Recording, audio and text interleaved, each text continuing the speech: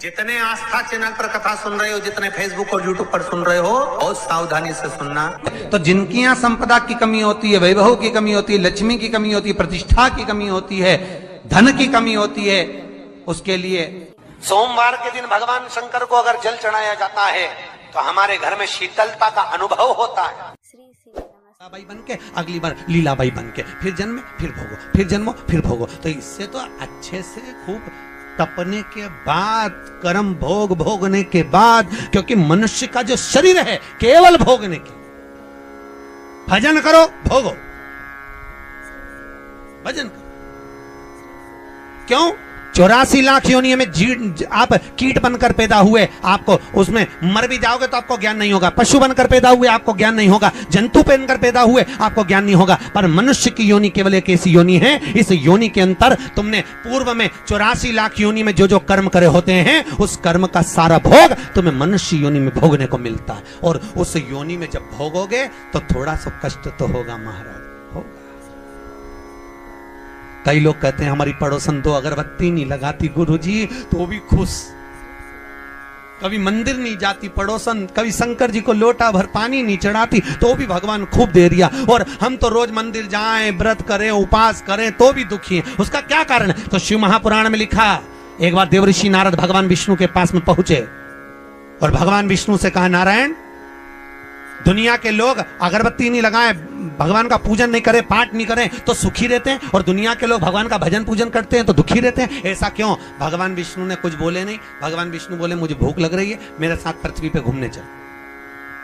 भगवान विष्णु नारद जी के साथ पृथ्वी पे घूमने निकले।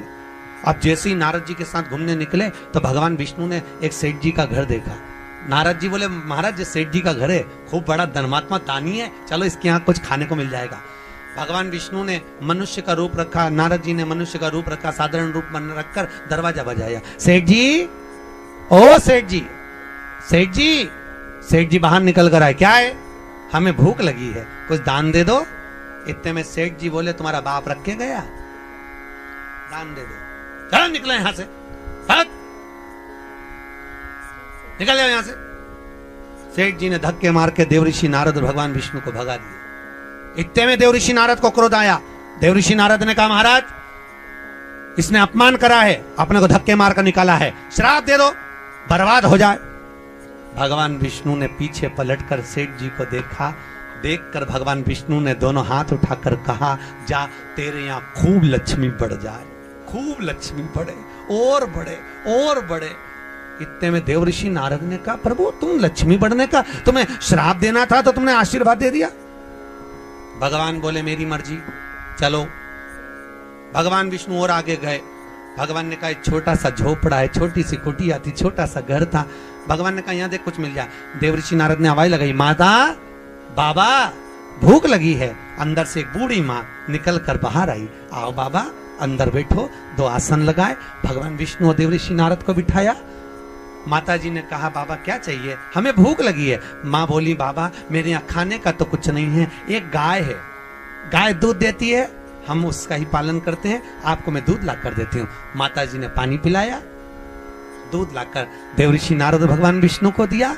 महाराज मेरी गाय इतनी बढ़िया है, बस वो दूध देती है, आप लीजिए। भगवान ने दूध पिया, देवऋषि नारद ने दूध पिया, भगवान चल दिए। इतने में देवऋषि नारद बोले, प्रभु कितनी अच्छी अम्मा है, कितनी अच्छी आई है, कितनी अच्छी माता है, आशीर्वाद दो भगवान, इसको खूब आशीर्वाद दो, ये खूब दान करती रहे, पुण्य करती रहे। इतने में तुरंत भगवान विष्णु ने पीछे पलट कर देखा, पलट कर देखकर आशीर्वाद देते समय भगवान विष्णु ने कहा, जा तेरी गाय मर जाए।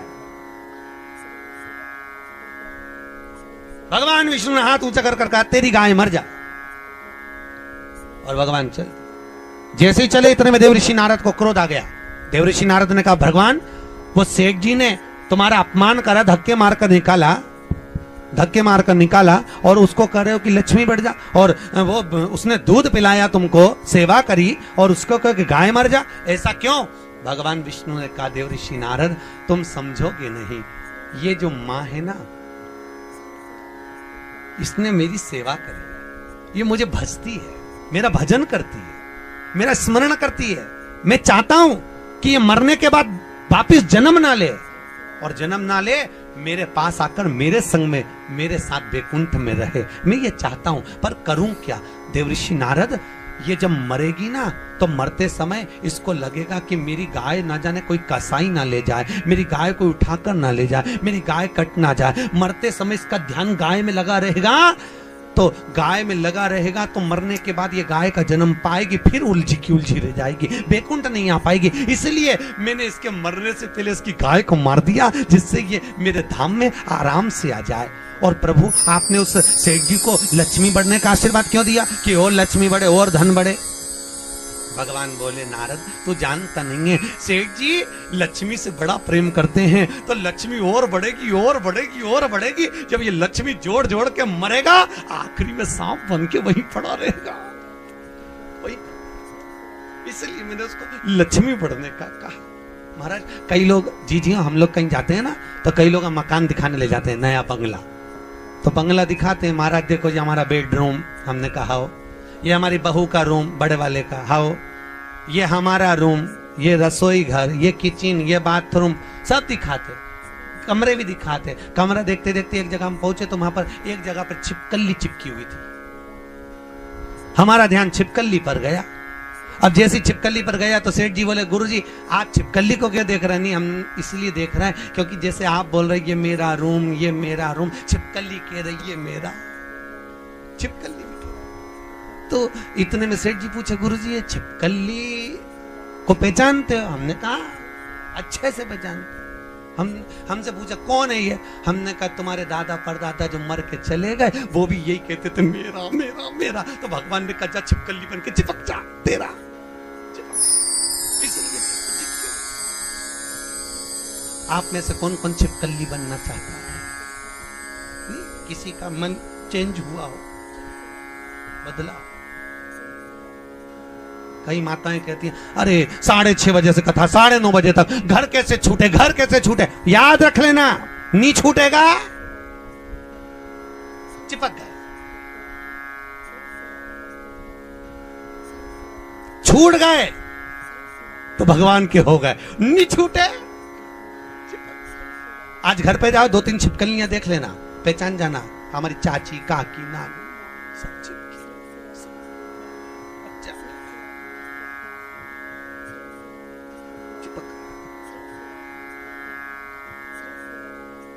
और कल आओ तो अपनी अड़ोसन पड़ोसन से भी कह देना, छिपकली नहीं बनना हो तो चल, और बनना हो तो रह जा, तेरा रहना हो तो बात दूसरी।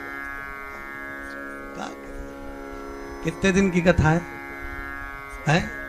जम के तो बोलो, 7 दिन, केवल 7। विवाह हुआ तो फेरे कितने डले? 7। शास्त्रीय संगीत के सुर कितने? 7। जन्म कितने दिन में हुआ? 7 दिन। कोई रविवार को, कोई सोमवार को, कोई मंगल, कोई बुध, कोई गुरु, कोई शुक्र, कोई शनि। मरोगे कब? यही 7 दिन।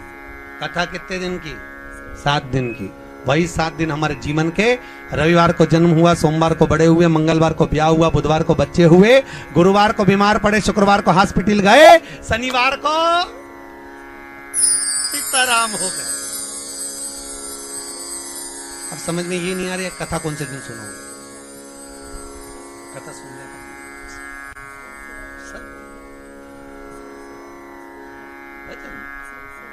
इसलिए शास्त्र कहता है, कलयुग केवल नाम आधारा, सुमर सुमर नर उतरहि पारा। कलयुग में केवल एक नाम की आधारशिला है महाराज, कि कलयुग केवल नाम आधारा, सुमर सुमर नर हो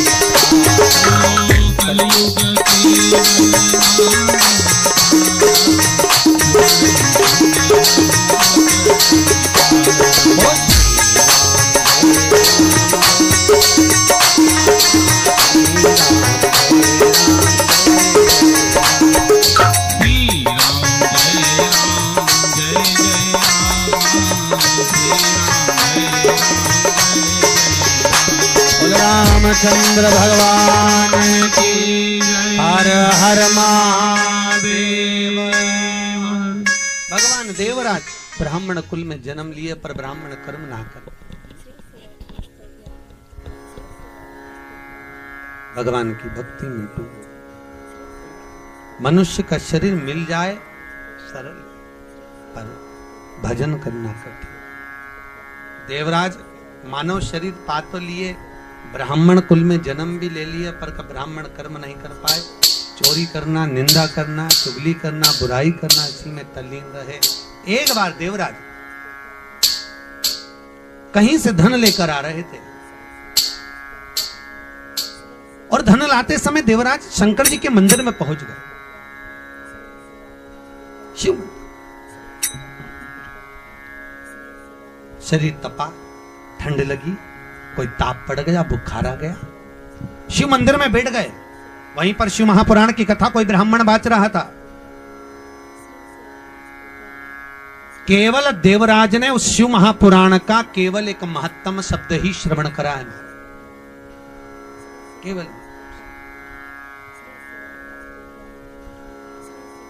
कथा सुनने का नियम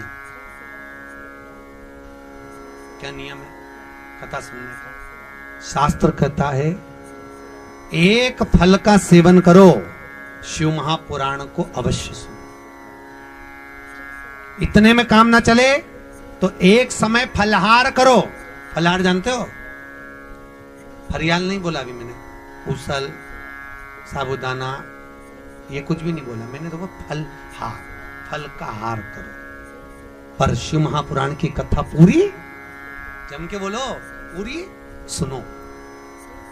इतने में काम ना चले तो एक समय फलहार करो, दूसरे समय फरियाल करो। अब आया फरियाल, चिप्स, पापड़, साबुदाना की खिचड़ी। अब आइए, एक समय फलहार करो पर शिव महापुराण की कथा पूरी जम के तो बोलो, सुनो। और इतने में काम ना चले तो एक समय फरियाल करो, दूसरे समय भोजन करो, पर शिव महापुराण की कथा पूरी सुनो। और इतने में काम ना चले तो दोनों समय भोजन करो, पर शिव महापुराण की कथा पूरी सुनो। ये तक तो यहाँ शिव महापुराण में लिखा, इतनी तक तो लिखा। उसके बाद हमारी तरफ से इतने में भी काम नहीं चले तो टिफिन लेके कथा में चलो, पर शिव महापुराण की कथा सुनो।